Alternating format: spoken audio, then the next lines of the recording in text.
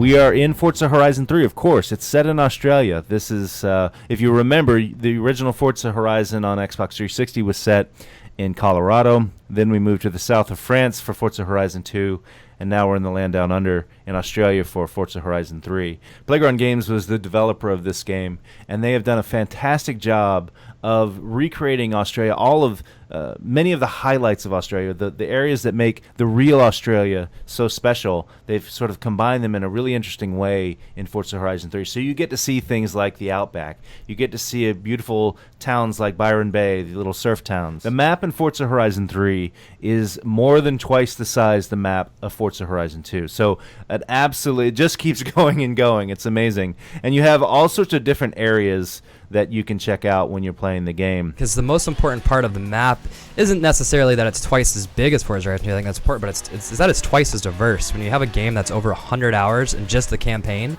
variety is critical. So being able to go to all these different environments, with the weather effects, the night and day, it feels like you're always exploring a new world in this game, which is pretty awesome. Forza Horizon 3 at launch has more than 350 cars. And like we were talking about earlier, that's all sorts of cars. We have brand new vehicle types, I should say, dune buggies, trucks, all sorts of off-road, trophy trucks, cars like the Reliant Robin that are just sort of the BMW Isetta, just really quirky cars that are a lot of fun to drive. And of course you can tune all these cars. All of them have Forza Vista. You can paint them, you can tune them, you can buy upgrades for them. It's a Forza game, so you can do what you expect. 4-player campaign co-op. So here's the deal. Here's how it works. When you're playing the game, you are progressing through your own campaign, right? And you can do that solo, or you can invite up to 4 people, and you can play, and they can play in your campaign. But what's really powerful about 4-player campaign co-op is that everything that the people in your campaign earn, whether it's cars, credits, whatever it may be, if they unlock a new car horn, you will take that back to your game.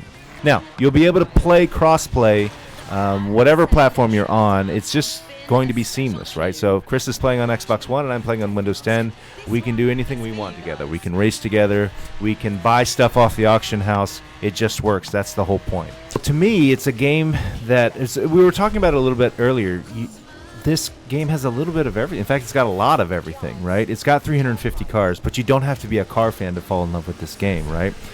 We have all sorts of car types. We've got all sorts of assists. So this game is friendly for every skill level, whether you're just starting out or whether you're an expert and you want to race against the best in the world. You can dial up the settings, make things really challenging, go up against awesome drivatars. You see the settings here. You can drive the way you want. You can do what you want. If you're a creative person, if you love to paint or take photographs, you come into this game and you can do that, and you have one of the world's most beautiful settings to do that in. All sorts of lighting conditions to take advantage of, weather, beautiful Australian skies and settings.